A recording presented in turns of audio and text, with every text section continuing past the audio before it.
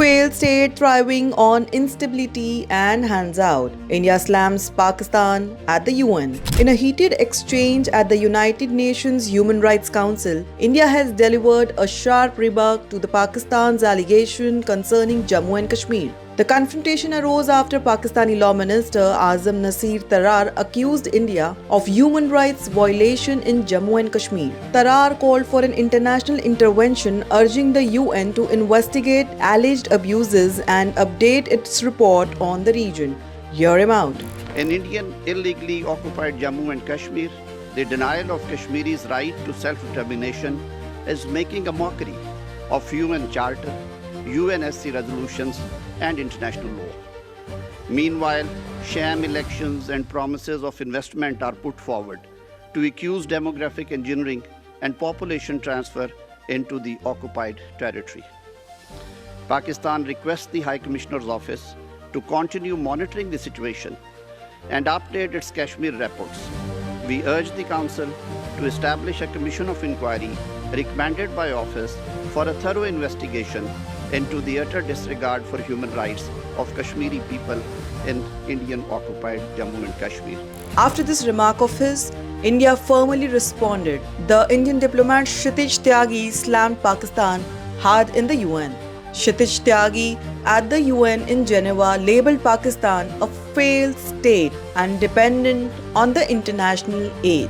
He accused Pakistani leaders of spreading falsehood dictated by a military terrorist complex. Tyagi further lambasted Pakistan for its continued focus on Kashmir, saying that the Union territories of Jammu and Kashmir and Ladakh would always remain an integral part of India. He pointed to the region's significant political, social and economic progress in the recent years, contrasting it with Pakistan's internal turmoil. Listen to Tyagi's slam. India is exercising its right of reply in response to the baseless and malicious references made by Pakistan.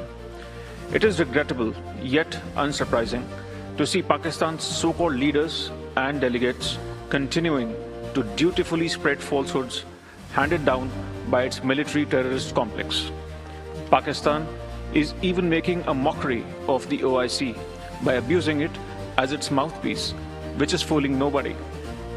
We do not wish to dignify such propaganda, but are constrained to make a few simple points for the record. First, the Union territories of Jammu and Kashmir and Ladakh were, are, and will always remain an integral and inalienable part of India. Second, the unprecedented political, social, and economic progress in Jammu and Kashmir in the past few years speaks for itself. These successes are a testament to the people's trust in the government's commitment to bring normalcy to a region scarred by decades of Pakistan-sponsored cross-border terrorism. Third, as a country where human rights abuses, persecution of minorities, and systematic erosion of democratic values constitute state policies, and which brazenly harbors UN-sanctioned terrorists, Pakistan is in no position to lecture anyone.